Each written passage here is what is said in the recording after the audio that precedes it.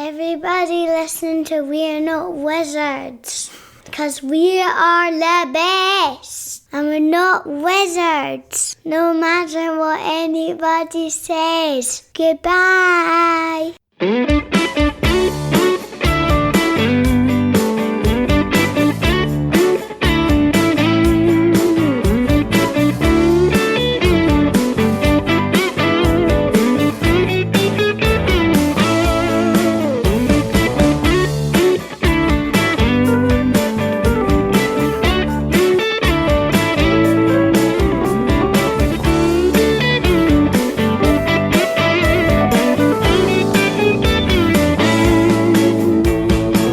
Hello and welcome to another episode of We're Not Wizards. My name's Richard. I'll be your host for March.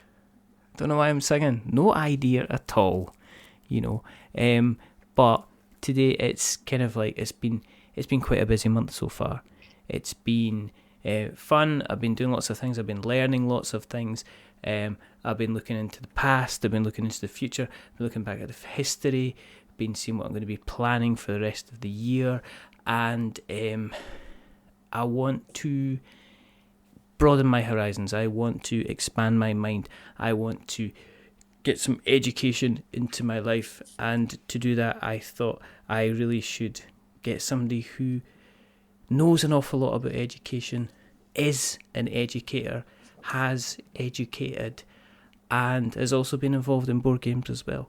So joining me, I have got Dr. Scout Blum. So, hello, Scout. Thank you very much for coming on. Hello. Oh, you're very welcome. Thank you for having me.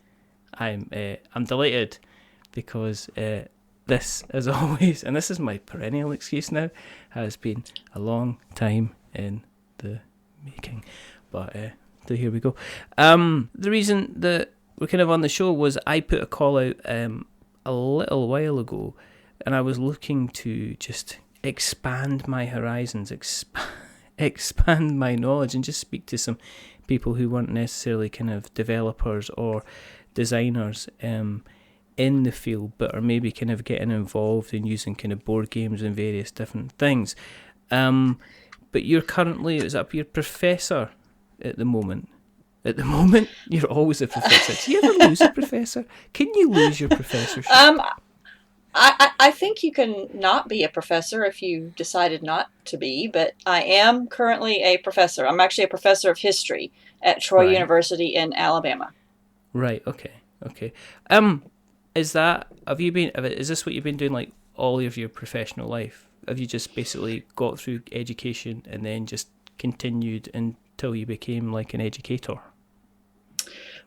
More or less. I did my undergraduate work at the University of Texas, and then for a while I worked in a law firm. Mm-hmm. My husband was going to law school, but then I went back to school, and so since then, really this is, I got my PhD, and I got a job right out of grad school, and here I am. What made you, going back, what made you kind of, because you specialise in history? Yes. Am I correct? But what kind of first drove you into kind of like the history books looking back in the past? Was there anything in particular that kind of really kind of grabbed your interest, grabbed your fascination with that topic? I think I had some amazing teachers when I was in high school and college. I had a teacher, Mrs. Nelson, in high school who just really brought American history to life for me. And then I had a professor in college whose name was Clarence Lasby, who would tell us these stories. He was a really great storyteller, and he had actually interviewed President Truman when President Truman was alive. Mm-hmm. And, that to me was just so exciting, to be able to sort of interact with some of these, real historical figures, whether it's on paper or, actually getting to speak to them. Mm-hmm. So I think part of my interest in history came out of just having some really good teachers, but I also to me, history is very cool because it can be very interdisciplinary. You can do the history of anything, mm-hmm. So it's a field that can be very wide open and very flexible as to what your interests are and what kinds of things you want to do. So I Yeah. guess that's why it was. I guess that's why it was kind of attractive to me. But I think if you start off in any subject, I mean, even if it's like, say, chemistry or physics, the first thing that you do is like, let's go back to the beginning of things when they first kind of worked on, chemistry, physics and stuff like that. So finding out the kind of the real, what happened at the very beginning of that chosen subject is generally the thing before you kind of move on to kind of I think you're right. What's kind of happening just now. Right, yeah. Did you then mix into kind of like social history as well? Was there a particular kind of part of history that you really kind of embraced, that you kind of really wanted to get your hooks into, kind of as you were going through your educational career?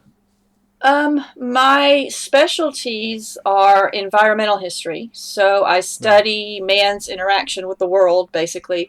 My current research is on kids and the environmental movement. Their activism in the movement, and like sort of the roots of the modern climate change activism. Mm-hmm. So that's my main research area, but I also do gender history, femininity and masculinity, and I do African American history as well, mostly 20th century stuff. So I've specialized in those areas.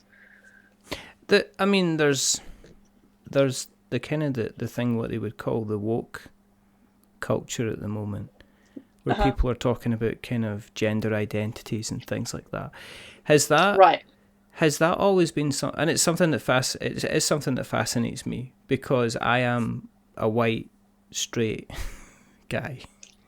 Right. So I've just been drifting through going, hey, white and straight here, just drifting through, not have to worry about very much, oh no, I stubbed my toe, ouch, kind of thing.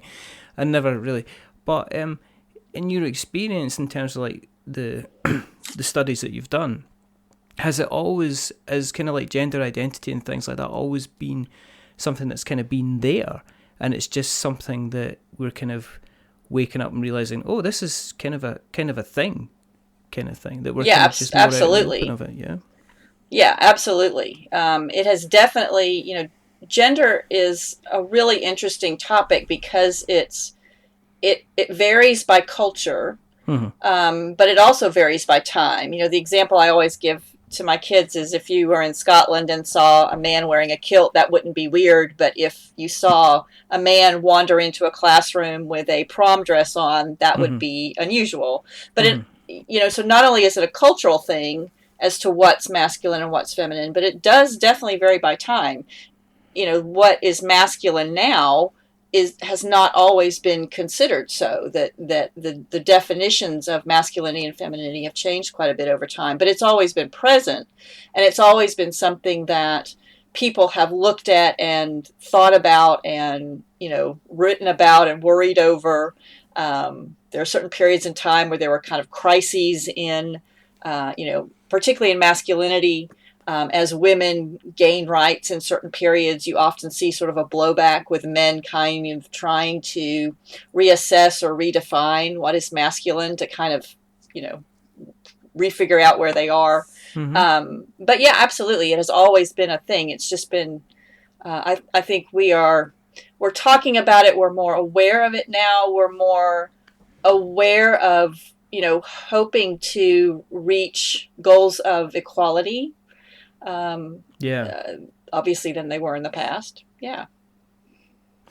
I mean, do you think that maybe we're talking about it more because people have got a platform to discuss it further? That kind of places like social media has allowed, well, look at it this way, like 20, 30 years ago, if somebody says, well, actually, I know I'm kind of male, but I kind of identify more in a kind of a female kind of situation, that society kind of pressures would say, well, don't be silly, Dave, just, you'd go down the pub, there would be nobody they could talk to and talk about their feelings or talk about how they were feeling. Whereas nowadays, if they go on the internet, there's likely to be forums, groups, places where somebody can kind of identify with other people who are going through the same thing. And do you think maybe that there's people have the ability to identify with other people that are going through the same thing, that allows them to kind of group together and have a bit more of a voice kind of thing. Yeah, I mean, I think that is a big part of what's going on, that people are now seeing, that they're not alone in what they're feeling with sexuality or different kind of gender ideas, that and social media is a good thing, that it helps people find some of those communities. Of course, it's also a really negative thing in that there is some really ugly stuff going on where you get, a lot of kind of nastiness as well. But I think part of what's driving it as well is that we have this long history of these social movements that has started, since the 60s and the 70s, and started to sort of bring some of these things out in the public and into politics and into, making laws for equality, and here in the United States, different kinds of things in particular going on. So I think it was first kind of the groundwork was laid by these social movements to bring these issues up and to start the process of legal changes and political changes. But you're right that social media has made it so that people can find their communities and realize that they're not alone a lot easier. It's interesting because in the 1950s, a lot of women were kind of, cordoned off in their houses and were told to be good housewives and moms. Yeah. And some of them had college degrees, and were incredibly bright and were really dissatisfied with that. It wasn't that they didn't love their families or their kids, but it was that they wanted more out of their lives. But they felt really, really isolated because they couldn't talk about it and they didn't feel that they could say something. They didn't know other people were feeling this way. And it took some pretty prominent books coming out, Betty Friedan, all different kinds of authors. But it took, some of those social movements gaining a bit of speed before they realized they were not alone. And I think social media is really good, like you pointed out, it's sort of heightening that and bringing those groups out to the forefront. So, yeah. Did you, when you're doing your research, when you're doing like your gender studies research, did you go quite far back in history then? Or did you stick to like the previous kind of maybe 50, 60 years? Well, my research is 20th century mostly. I go a little bit back into like the late 1800s. But when we study in school, we go back. I'm an Americanist, so I do American history. So I'm kind of fortunate in that I only have to go back 400 years. Yeah. Whereas in Scotland, we can go back, we've been around for exactly. Ever, Exactly. Or China. Thank goodness I'm not doing China. So, we, in school, we start, back at the beginning of American history and come forward. I tend to specialize more in like the late 1800s forward. But, I still have a fairly good background. I teach that class, so I have a pretty good background in, the gender of the whole American period. A little bit in Europe, but not a whole lot. Do you end up surprising like your students when you're telling them of kind of like how life was? Is it, because the vision, the impression that you get is that there was never any kind of gender fluidity kind of before the kind of the 1960s. Are you kind of, I don't know, we're not talking about board games, but guys, it's time to be educated. But before, well, it's an interesting topic. Would you want to sit and talk about board games forever? Come on. And but do you surprise kind of like your class when you're teaching them and saying, well, actually there was like certain kind of expected gender norms were kind of like there were, there was more exploration in this part, and folk are going, what, that was happening back in this kind of year? Do you kind of find that there's topics that people are kind of surprised about when you're kind of bringing them up in class and things like that? Absolutely. And sometimes it's kind of weird what they find sort of surprising. We were talking about prostitution at one point, and I have them read a book that has to do with, prostitutes' lives in the early 1800s in New York. Mm-hmm. And this one kid was just blown away that there were prostitutes in New York in the 1800s. He thought that that was like a modern phenomenon, which was a little bizarre. But, oh yeah, and certainly like when you talk to them about how, like women and men in the late 1800s used to have very close relationships. They were a lot more sort of cordoned off. So the men would spend time with the men, Mm-hmm. women would spend time with women. They weren't really doing a lot of things together, especially like upper class white people. Yeah. And so those relationships were very, very close. And while we might not want to characterize them as homosexual, some of the letters back and forth between men or back and forth between women friends, Mm-hmm. they might have kind of that air to them. Mm-hmm. So I think kids are, I think that they're kind of surprised about how different sexuality could be or how different masculinity could be. Mm-hmm. A lot of 18-year-olds think that what they know is the only thing in the known universe anyway. So it's neat to open their eyes to things, I guess, They sometimes. just come in and say, prepare to be schooled. And they're just like, going, what? It's like, today we're doing we're doing prostitutes in the 1800s. We're doing Yes. what? Yes. Kind of thing. Yes. Now we're doing these two letters. We just thought, they're quite romantic. Yes, they're between two guys and two women. What do you think of that? What? No, that is exactly the reaction. Yes.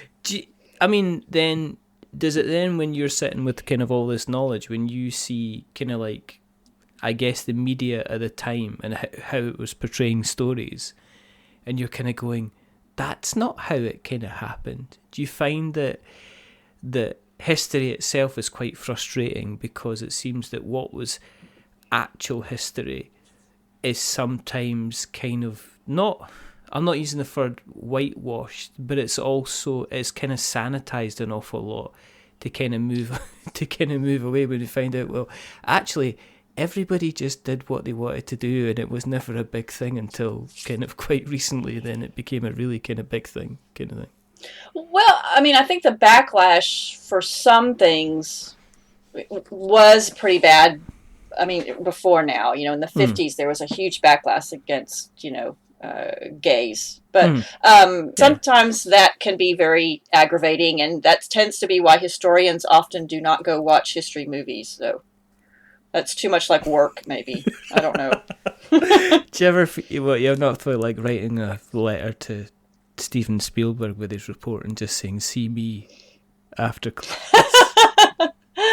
World War II movies can be some of the worst. World War II movies have a tendency to be all about the hero and about the glorious sort of escapades of soldiers and heroism. And, sometimes that's not exactly what war is like. And but do you think it's kind of trying to address it when you see like new films coming out like 1917, which seems to be a lot more kind of lifelike? And even like I saw Dunkirk quite recently, and it was just like, oh my goodness, this is actual hell on earth kind of thing. Yes, yeah. I think that there are some really amazing war movies that are trying to make a better sort of picture of the horrors of war and the difficulties of war, and that and I think Vietnam had a lot to do with that, in that we got the idea that all of these soldiers came back so traumatized, and it was difficult for people to understand that all soldiers had always come back traumatized. It was just that it was this war that was bringing it out, and so I think that allowed some of these World War II movies to start showing a different kind of side of the war. Yeah, absolutely. With regards, when you're teaching the history, one of the things I've read in your bio is that you use board games to kind of teach history. Is the board game thing, is that something, have you been playing board games forever, and then you thought, well, I really like playing board games, so if I could bring my board games into work and turn that into coursework, I could basically be playing board games and getting paid for it? Not exactly, kind of, sort of. Um, I'm just I messing you. was I was teaching. I played board games as a kid, and I Hmm. loved them. And Yeah. but didn't really, when I was younger. I After I had been teaching about 4 or 5 years, I guess, I was getting kind of frustrated because it seemed like the students weren't engaging really well, and they were getting bored with just the same lectures, and I was getting bored giving the same lectures over and over again. So one of my friends told me about a role playing pedagogy, a role playing sort of these a group that was developing these games for history games for the classroom called Reacting to the Past. Hmm. And so I started getting into that. And basically, what Reacting to the Past does is they're role playing games, but they're based in real history, and they have real historical characters or the people you're playing, and you are reading real historical documents. And it's very, very cool. Anyway, so we started doing that, and I started getting so excited about games in the classroom because the kids were, really into it, and they were really excited about doing these role playing games. At least most of them were. And some of my friends in Reacting were also very much into board games. And so I had Yeah. no idea. And this was probably about, I don't know, 6 years ago, 7 years ago. But I had no idea what modern board games were like. I had no experience with them with Catan or, anything. So I was just fascinated by how board games had changed and how sophisticated they had become and what they were dealing with. And, some of my friends were saying, that there were a lot of these history games out there. So I started what has become a massive collection of buying history What was games. the excuses? I know, I Nobody's just know. like, I'm going to just have 3 or 4, and then Yeah, I'm you going to can't. stop. And You it's like, can't. you're now on It your doesn't. fourth It shelf. it doesn't work that way. It just, they're like it's a addiction or something. Anyway, but I started finding out about these modern board games Hmm. and finding out about some ones that were on topics that I taught on quite a bit, and were very accessible. So that's kind of how I got into it, and then started playing them as well. But and learning that when kids are designing games in the classroom, that is just such an amazing teaching tool, to help get them thinking in different ways, and to Yeah. help get them, talking about different kinds of issues. Yeah. It was just such an amazing experience that I wanted to continue, and I've gotten deeper and deeper into it, and can't get out. And no, I'm just lost in board games. How many games have you got? I have no idea. Yeah, My that's son counted ridiculous. them once. I don't know. I'm probably approaching 100 now, maybe 100. 75 to 100. No, you see, 70. It's probably 125. Maybe It's more. I probably. don't know. It's because everybody rounds down, and it's amazing how far they round down. I probably got about 250 board games. It's like, no, they've got 500. You can guarantee. Is there is there a particular style that you go for? I mean, do you, because you're using them? I take it you're using them, potentially introducing concepts and kind of almost like teaching tools in the classroom. Are you quite open to the types of games that you'll buy then? I mean, is that, or do you just go like, no, I just wanted them all. Give me Um, all the board games. I like just all of them. I think in class, what I try to do is to show them a big variety of different kinds of games, Mm-hmm. consciously to kind of pick a lot of different games so that they can get an idea of what different games are like. So Mm-hmm. we'll play things like Axis and Allies. We'll play Settlers of Catan. We'll play Pandemic. Mm-hmm. It's all of those kinds of games. If for the classroom, for me in particular, I mean, I really like cooperative games. Those are my favorites. I think I've been really, really influenced by Matt Leacock and Pandemic. I think that his games are just amazing. Um, but yeah, I mean, I like cooperative games. I like worker placement games personally. But in the classroom, I try to do a whole bunch of different kinds so that they can get a wide spread of what's out there, I guess. So when it gets to the end of the term and you get the traditional let's buy our teacher or tutor a present, do you drop subtle hints about the kind of the latest board game that you would like? Do you like put it up on the overhead projector and say, now remember, if you are considering any gifts for me at the end of term, then here's the Board Game Geek link that you can use to my wish list, and just remember there will be a test at the end of the week. And about what my wishes are. About what your wish list is, and what's kind of ranked. I think that would be. I think that blackmail is. I know it's a dirty word, but it's also, it's lucrative. Depending on which way you're using it. Is that something that's common in Scotland and England, that you give a present to your professor? My students don't do that. Maybe they just don't like me at all. You're joking me, really? Is that not a thing? No. See, this needs to change into a campaign thing. I mean, this needs to be a thing. No, I agree. You have to say, I think we have. Really, seriously, you don't get. We're anything. importing this. No, you don't. You work really hard all year, filling these mindless voids with your knowledge and your experience, and they're giving you nothing back at the end of the year. They give me their love. I know they don't. They give no. Wow. You need to put this in as like a percentage to their final mark. You need to be grading them, and remember 30% of your final grade is going to be based on how much appreciation you show me, because I need to feel valued as a person and as an educator, and that's how you word it. And then you just sit back and you just watch the presents kind of flood in. If you end up with like a double copy of Pandemic, as long as you don't unseal it, you can stick that bad boy on eBay. You can stick that bad boy on eBay and you can get your money back. That's all exactly. That's all I like this idea. This idea. I'm quite prepared to write a strongly worded letter that you can use as backup, and you can give to the head of the faculty, or when you're. I mean, you could spread this out amongst everybody else. You could make it a movement across the entire kind of educational establishment. If it probably won't work though. I'm just warning you now. If it's it might be, some sort of ethical violation or something, maybe. I don't know. Betsy DeVos does a lot of the educational thing. I don't think she's got many ethics. We don't want to be her. We do not want to be her at all. I wouldn't mind a bit of her money though. To be perfectly honest, imagine how many board games.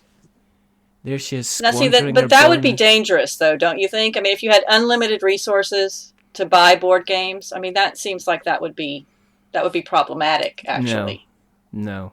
You'd buy like a whole house, and it would be nothing but board games. That sounds very cool, doesn't it? But then you could get other people into board games, and then it takes care of two of my issues: storage space and friends. Yeah. There you go. Problem solved. Yep. Problem solved. In terms of dragging this screaming by the hair back onto topic again, are you ever in the situation you're talking about, kind of the game side of things and the design of games as well? Is that what you work towards? Are you working towards saying like, okay, well, first of all, let's take some games and let's help you understand how we can use them in history, and then does the design side of things, does that become like a side project? Is that something that you kind of bring in later on? So in the main class that I teach, which is called History Through Games, so we will do some history background, and then we will play a game, and then we'll kind of talk about how the two link up. Where is the game accurate? Where is it not? Why did the designer make those choices? Yeah. But what the kids are doing throughout the whole semester is they also have a project to come up with a proposal for a history game themselves. So they are coming up with sort of the basic rules and, what the mechanics are to help them fit into a game about whatever they're picking. So the design of the game is something that they're kind of doing over the whole semester. And I've really found that it's a way to get them to think more critically about history and to think more creatively. And it's important that they sort of think about what choices the designers make, and why they make them. And one of the big things that we talk about, and this is why our earlier conversation was so relevant, but one of the big things we talk about is how limited and the complete lack of diversity, really, in who is designing games and publishing games. That it's mostly a white male field, and it's starting to diversify now more. But we talk about how that, that white male sort of view, white male European view, how that limits the topics that they're getting into and how they're seeing things. And so it's just for me, it's just a really cool way for the kids to get into that topic of privilege and to think about race and class and gender, but to do it in sort of more of a fun and engaging way, I guess. So are the classes it's been amazing. Are the classes that you teach, are they predominantly white race, or is it kind of generally a mixture? Does it depend?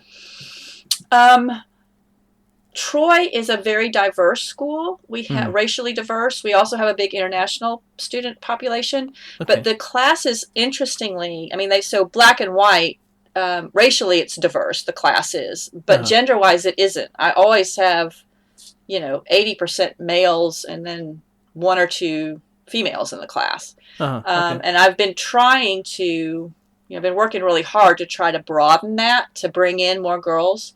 I think that, there's just this image among a lot of women that serious gamers, quote unquote, are men, or maybe that we're just doing video games or first person shooters or something. Yeah, I don't know. Yeah. No, I understand that. Yeah. But, gender wise, I would really love to see a lot more diversity, but, mostly it is mostly men, but diverse racially. Okay. No, it's just kind of interesting. So do you often have to find that when you're working on the games, you're kind of trying to break away from kind of stereotypes and things like that as well, trying to get them to think differently when they're approaching their own kind of miniature projects, kind of challenge them on their views and what they automatically can do regarding everything from like character creation to who are the perceived kind of good guys and bad guys in a game. Yeah, absolutely. And especially like the perspective of who they're looking at it from, because we talk a lot about how a lot of games are, you're the business owner, or that you're sort of at this top level when you're doing these things in games. And so having them, sort of challenging them to think about what a game would be like from a different perspective. I had one of my students, we just finished a class, and he developed a really kind of a cool game about the Black Plague from the rat's perspective. Wow.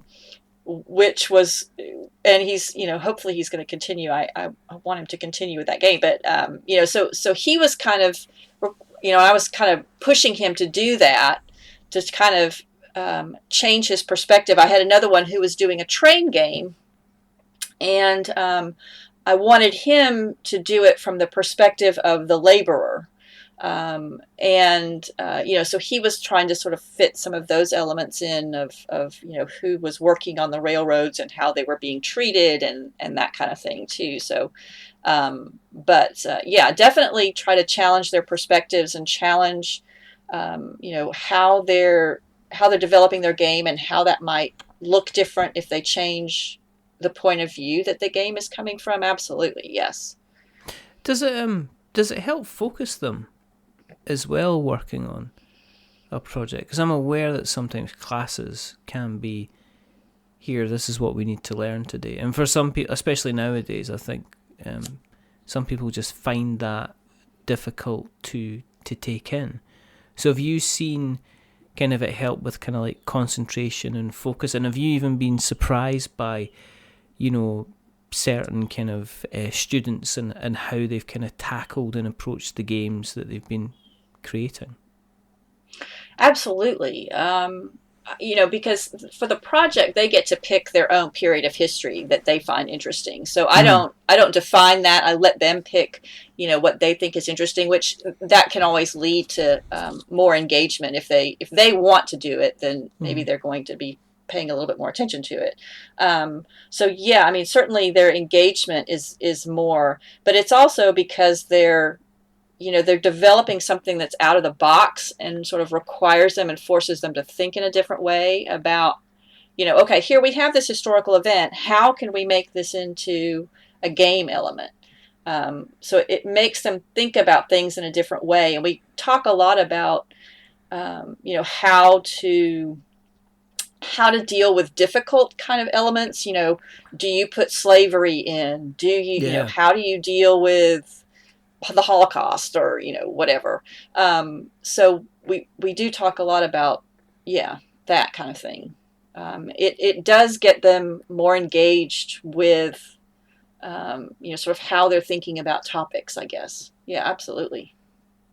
Yeah. No, I think especially as generations pass and things like World War Two, and in some cases, if you even think like things like Vietnam now are kind of moving further and further away into the Oh, history books. You get to the absolutely. point where you know where people who were involved in World War Two, there's very few people left, and we're getting to the point Right. now where even people that were involved in Vietnam, there's not as many people kind of left who are still alive who were involved in that conflict as well. So I think sometimes um, it's the dangerousness of something that was a history becoming just like a story, if you know what I mean, that people then kind of challenge and say, is that true or is that real? I mean, we're in this, in some ways, in this timeline where people have the right to be Holocaust deniers. They think they can kind of go ahead and challenge that, and it's kind of like, is that why you're kind of approaching that to help to make people realize, yeah, this is real, this actually happened. If we're going to be Oh, talking about this sure. as an element of your game, we've got to kind of tackle it in a kind of like a certain way. Yeah. I mean, you want them to see history as complicated. You Hmm. want them to understand that not everything is clean and neat and tidied up. And I think the students tend to think that history is inevitable. Oh, well, this happened because of course it was going to happen. And, Hmm. Truman dropped the bomb because, well, that was just what was going to happen. And so you try to get them to think about,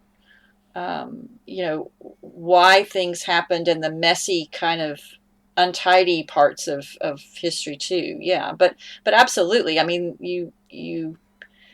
if there's an amnesia about history, then we lose a lot of ability to make decisions. I think history. I don't think history foretells the future. I don't think history shows us what's going to happen. But I do think that it can help us understand that decisions have consequences, and that if things were to go a different way, that might have produced something different. To think about what happened and why it happened and what were the consequences are really, really important. That's just true of history in general, I think. Yeah, we always talk about history kind of repeating itself as well. Um, Yeah. with regards to the games that are created at the term, have you are there ones that are like exceptionally good that when they've come to collect them at the end of term, you have helped them vanish into your own collection? Have you stolen some of your students' projects because they're really, really good, is what I'm trying to say? No, I'm saying that, no, we I mean, there must be ones that are really just like, this is a really, really good game that we could maybe even Yes. take further. You mentioned that already. Yeah, we have a game design minor at Troy, which is, Hmm. they have their major that they do, which is their major field of study, and then their minor is sort of something that they, gather smaller numbers of hours on, but is sort of their secondary course of study. Um, and as a part of that game design minor, they create a game, they create a marketable product. Hmm. So, we have one student right now who is working on a game about the silk trade Oh, yeah. in China. and her game is it's amazing. It's really, really good. We took it to Gen Con last year. Wow. We play tested it at Gen Con. She had some interest from some publishers. Really? She did, and just really proud of her and the work that she's been doing on it. So, it's, and I'm wanting to encourage all of our students to do that. Not all of them. Hers is kind of a heavy Euro sort of game, but we have some who are producing party games or lighter kind of games too. But that's basically what we want for all of our students, is to have them produce a game, that might go on Kickstarter or and actually become a product. And there's always the option too that my company would pick it up, depending on what they want to do with it and whether or not it sort of fits in with what Mockingbird Games is doing. My company, I've always wanted to make sure that we have sort of a social justice kind of emphasis as well. All of our games have some kind of charity that they're associated with. Yeah. I'm doing one game for Mockingbird. I'm designing one game called Adopt Me, which is about adopting pets out of shelters. And all of the money from that is going to go to shelters. So, and we're looking for games like, on historical and social justice and environmental kinds of issues too. So, but I mean, yeah, I'm definitely wanting the students to continue with their ideas and to, continue to develop them and get them into a product form, because some of them are just fantastic. I mean, they're really creative and amazing. So, yes. And you mentioned, is this field trips to Gen Con? Did you actually? We did. This is a whole big thing, isn't it? I mean, is there a PAX U kind of field trip? I mean, are you doing other things? Are you going to go to, did you go to Gamma? I mean, I'm sensing kind of like, I know I joked earlier about this is somebody who wanted to bring their hobby into the workspace, but I mean, you're going field trips to Gen Con now, and I mean, this sounds like you've sorted this out very, very well, Scout. Very, very well indeed. The problem is that it is really expensive, and so I think what we might be able to do this year, we were going to go to Proto Atlanta, which is one of the Protospiels, and I think, but that's like right during final exams, so I'm not sure if they're going to be able to do that. I really do want to continue to take kids to some of these big kind of conventions. Again, the problem being that it's just really expensive, and some of them come from very modest means. Some of them have never been out of the state of Alabama before. So I'm going to keep trying to do that, and we got some support from the university for Gen Con, where they were paying for hotels, for the kids, which was, I mean, that was amazing because it was quite a bit of money. But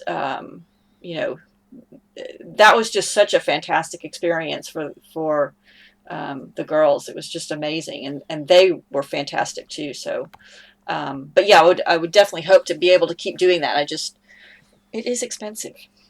It's a lot, it's a lot of money. That's why I was wondering if you're mixing kind of like the field trips in to see where else can I go, which would be really really nice. Essen Spiel, I think that's the one you need to aim for. I mean, it's gonna be a hard trek. I don't know. That's kind of small. It's kind of out of the way, and it's Germany, Scout. We're thinking about doing a little field trip. That might be a little too big.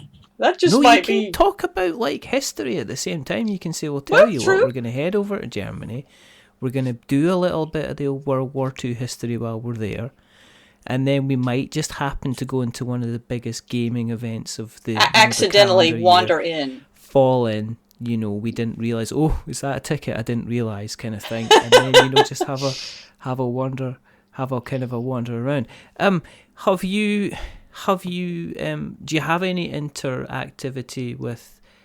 I know you mentioned your own company, Mockingbird Games, which we'll will go on to. But have you had much interactivity from the industry itself? Have you gone and approached kind of various publishing houses to see if they would be kind of interested in kind of getting more involved in what you're doing? Kind of informally. We're just starting. This is the first full year that we've had the program in. So those are some things that, I really would like to start doing. If we could start some kind of, program like that, especially like for internships, I think would be really good. If some of the publishing companies had internships so that the kids could go out and could learn about, what it takes to be, in the game development and publishing business. I think that would be fantastic. And I've made some connections, but, again, we're sort of in the very beginning stages of that. Well, I can help with that. Oh, thank you. That would be so nice. I've spoken to lots of people. So if you're listening, you have. Yeah, of course I have. And if you're listening out there, games people, you hear. I ask very, very little of you, but now I'm asking you, and I shall put some links in the show notes so that you can get in contact and start a dialogue. All you lovely American people can start working together. Let's talk about Mockingbird games. Yes. What made you decide to take that step? I guess it was just a natural progression. You brought your hobby into work. You're going to game shows. You might as well make some extra money on the side with your own. I'm not making any money. I'm making no money. I know. I know. It's just in case this is being recorded. Yes. Anyway. One of my students was like carrying on about how much money he was going to make, and I'm like, no. We're not like going to become millionaires selling this game. Let's not get carried away. Poor thing. I probably like broke his heart right there. Poor little thing. They've got to shatter their dreams. Well, every once in a while. That's what we're here for. Check. That's what you're here for. I'm here to educate you and shatter your dreams. That's Good night. Yeah. Sorry. So Mockingbird came out of. I was teaching at the college level, but then I was also teaching Boy Scout merit badges. And they have a merit badge in game design. And so, I had seen how wonderful it was at college. I thought, well, this would be really fun to go and teach younger kids about game design and through the Boy Scouts. My son was in Boy Scouts at the time. And so I went and did this at a winter camp. And I was just completely blown away by, how creative the kids were and, how much they got into doing their little games, and they were so excited to play test them, and they were all kind of gathering around to play test each other's games.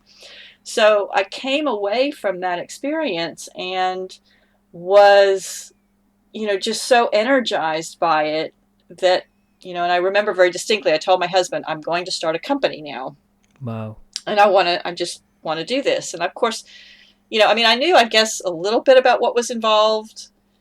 I don't think you ever really know what's involved with starting a company and doing something like this until you actually do it. And you could read about it and people could tell you about it, but, you don't really realize what's involved until you start to do it. But it has just been a blessing. It's been an amazing experience. I've loved dealing with the kids that I've dealt with and teaching and, kind of showing them what opportunities there are and empowering them. I mean, I think for kids, it's a really empowering experience to sort of see something that they create can become something people buy, there's something in game stores for people to go and buy. And it's neat to see that kind of process and how they experience that and helping them get through that, I guess, is just very cool. And I don't think they get taught that. I think kids get taught an awful lot about almost like theory stuff. They do the practical stuff, but I don't. I know you get kind of like business studies, but I think there's a big difference between, learning the jargon and everything like that about, this is what tax is, this is what profit is, this is what, your costs are, kind of thing. And the difference between, well, let's actually kind of start up a business. And I think something like what you're doing, if they're getting the actual, I guess, the working end of the stick to actually see how it works in practice, is a very, very valuable, important life, kind of life lesson. I know a lot of kids had to say, let's spend a couple of hours learning about bills and banking accounts and, how to change a flat tire or a light bulb, and things like that. And I think, sometimes we forget that those are things that you have to learn unless somebody's like willing to take you aside. So the fact that you're doing that and saying, okay, this is actually how a business works, this is how the kind of the production works, and this is how kind of everything like that runs alongside it kind of works. I think that's a really, really important kind of life lesson. It is, yeah, I agree. And I think too, and what we try to do is, with this idea of empowerment, is to have the kids be involved actively in decisions. It's not like, I'm not making the game. I mean, it's they're involved in what art we're using. They're involved in, what components are in there. Do we have a board, or can we take that out? Or, so they see the financial sort of stuff. So, yeah, I mean, I absolutely agree with you that having this, but also having a product, they can go to job interviews and college interviews and say, here, look, this is my game that I made, or, so, I mean, I think that's very valuable too. Yeah, I mean, that's the big joke, isn't it? It's like, must have, looking for college graduate, 10 years experience kind of thing. You're just like going, okay. Yeah. But I think there's a thing that we do over here in the UK, which are kind of vocational qualifications, where somebody can actually go into a job and earn a qualification at the same time, which is maybe not like a skill, an actual semi-skilled job, so they're not like going out to be like a joiner or a plumber or an electrician, but if they're going into retail, or if they're going into warehousing, they can get an official certificate that says, look, I'm competent at kind of doing that. And again, it's rewarding. Oh, that's amazing. Somebody's kind of, it's just because there are a lot of kids that kind of like, there was a big drive, which is drying up a little bit now, which there used to be a big drive to get everybody into university education. Right. And the problem is when you can repeatedly tell people that the best thing for them to do is to go to university, and then what happens is you miss out with a lot of people who actually were probably suited to kind of working straight out of school, because they're never really going to achieve much academically, but they could be really, really good at doing some things straight out of school and have an excellent career at what they were doing. I think that's, and for them, vocational qualifications are absolutely fantastic, because it still allows them to get a certificate to say they're really, really good, but it also gives them the chance to actually get out there and do the practical stuff and get a job and everything like that, which is kind of pretty cool. You've been on Kickstarter. You took one of the games to Kickstarter, which was it Face to Face? Yes, I believe. Yes. Was that run as was that something you did that you evolved the class in, or was that like a separate thing that you did with Aidan? That was well, the artwork was done by a young man named Mason Gutensohn, who was a graphic design student at the university. So we had the help of the graphic design students in doing the artwork. It was not a part of the program at Troy. We had done Face to Face partially as, and poor Aidan got used as a guinea pig. We used that to sort of help us get through the process and help us learn how to get through the process, I guess. Does that make sense? That we wanted a game that we as instructors could learn from, I guess.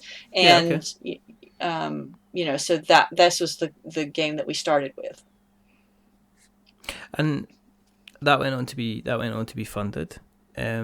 Was that all exciting then? That must have been pretty cool, because I know there's a lot of Kickstarter projects that kind of they start, they stop, they stall, they have to come back kind of multiple times. So was it pretty cool to get yourselves kind of funded and get the game made, and that must have been pretty rewarding? It was, very stressful, but and I think we learned a lot through that Kickstarter campaign, Yeah. about, and I think that if we do it again, we'll have that knowledge behind us, but about the importance of building an audience and building, support for the game. I think one of the things that I found out about myself, I'm not a marketing kind of person. I'm not someone who, you know, go buy this game. This is the greatest game ever. And, I'm not sort of a self promoter. I don't do that naturally, I guess. Um, so it was difficult for me to do that. And it was difficult for me to, get these posts out about the Yeah. game and to structure the marketing and the advertising for it beforehand. Um, so, I mean, but it was an amazing learning experience, but it was, also very challenging just because it's something that really does not come naturally to me, at all. But we did learn a lot, and it was a good, experience, I guess. Yeah. But you're going to do it again, though, aren't you? Yes, although Yeah. I don't know if we're going to use Kickstarter because of the charity element to it. Yeah. Yeah. That these games are going to be funding charity. Mm-hmm. So and Kickstarter doesn't normally doesn't allow that. So we might be using GoFundMe, to do those kinds of things, which is for us might be a better kind of setup because it's not the all or nothing that Yeah. Kickstarter is. I think Kickstarter can be very frustrating. If you get $10 within your goal and, don't hit it, then you don't get it. So, but I think we might end up using GoFundMe rather than Kickstarter for some of the Okay. games. Okay. Okay. Okay. Has overall, I mean, have you thought about kind of developing the course kind of further than expanding it all? I mean, have you? Because it sounds to me like you kind of this has helped to kind of inspire you to kind of really kind of take the bull by the horns with regards to kind of like the tabletop industry as a whole. I mean, you've started on one side of using games to as kind of teaching aids to producing a game, kind of like yourself. So has that kind of got the neurons firing to say, well, what can I do next? What else can I do, kind of in this space? Absolutely. I love the industry. I love the excitement about it. I love the growth, that I see. The conventions are so much fun.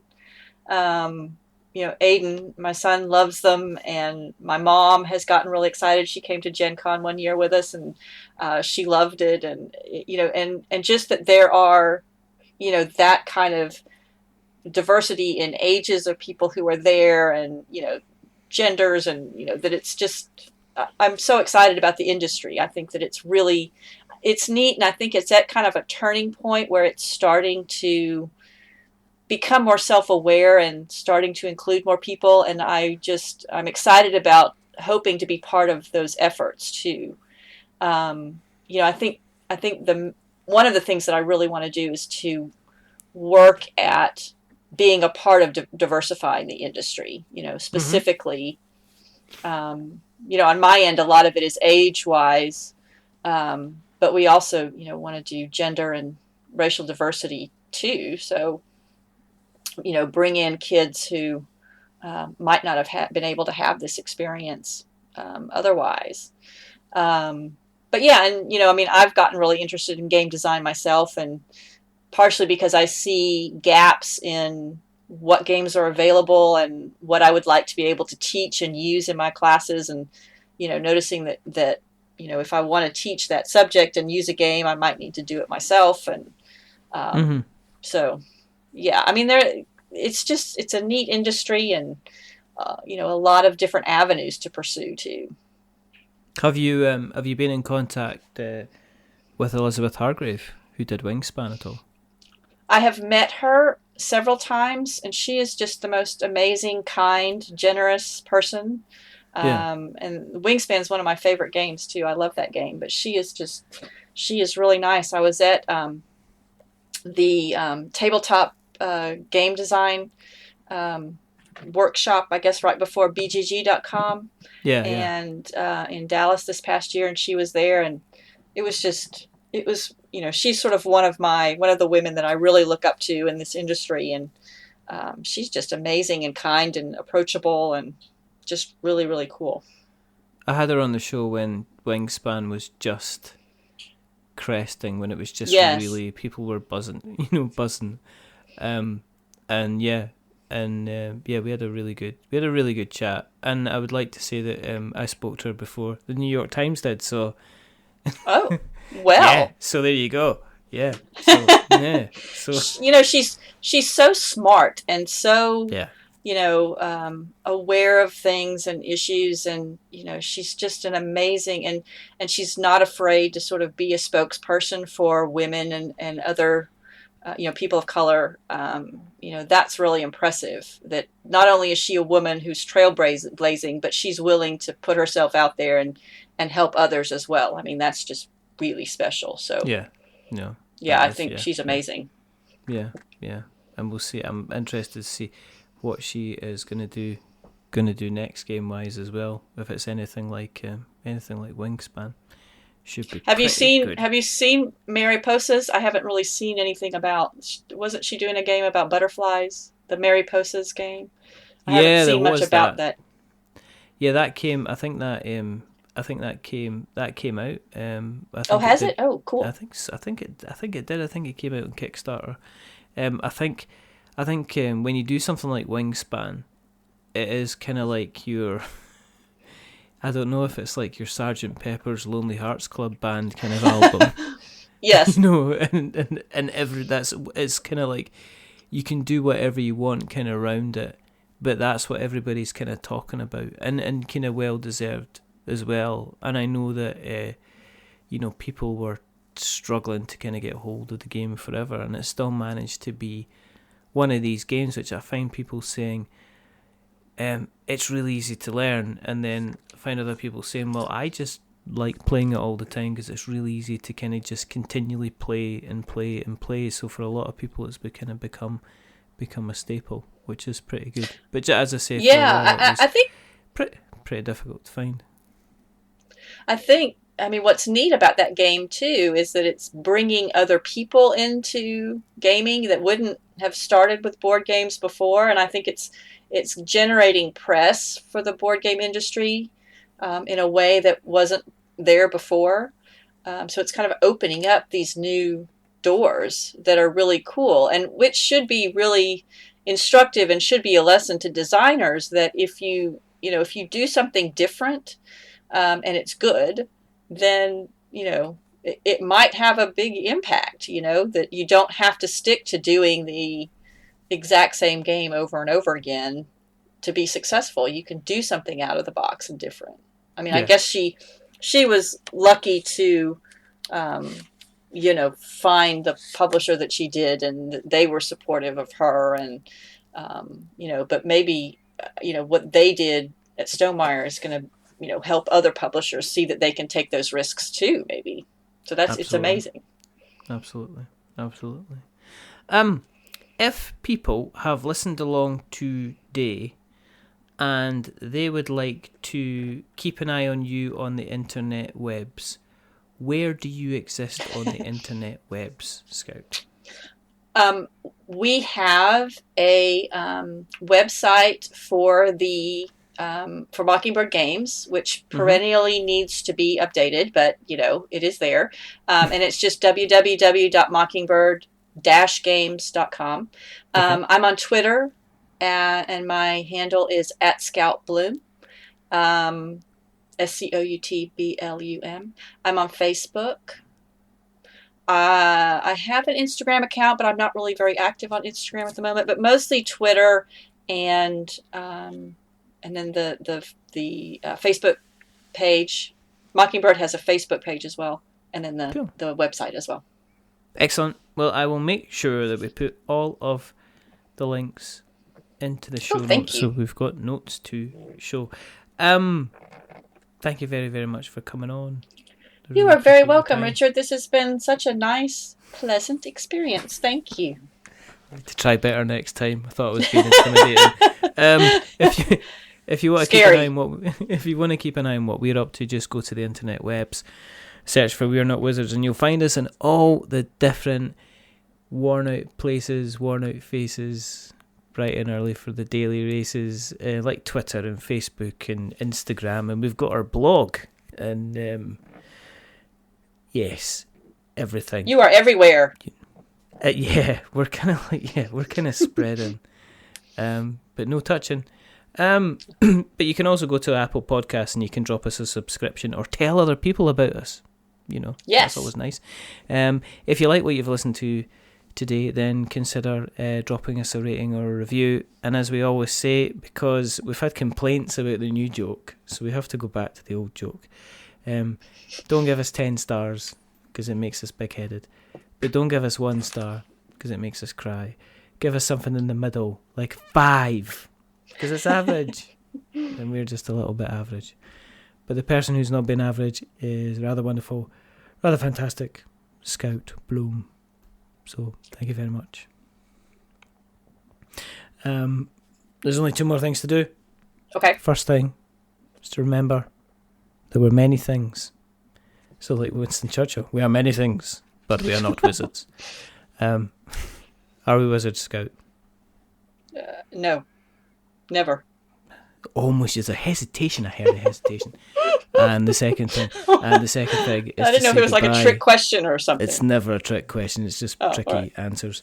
And the second thing is to say goodbye. So say goodbye, Scout. Goodbye, Scout. And it's a goodbye from me. Remember, stay safe, roll 6s, make something awful, and until the next time, goodbye.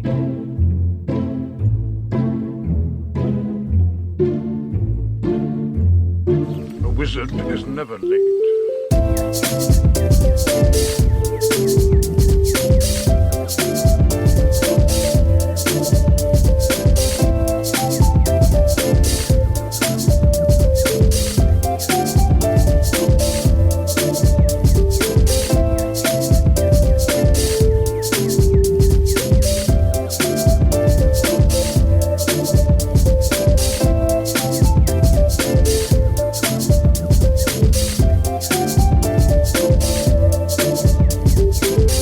Nor is he early.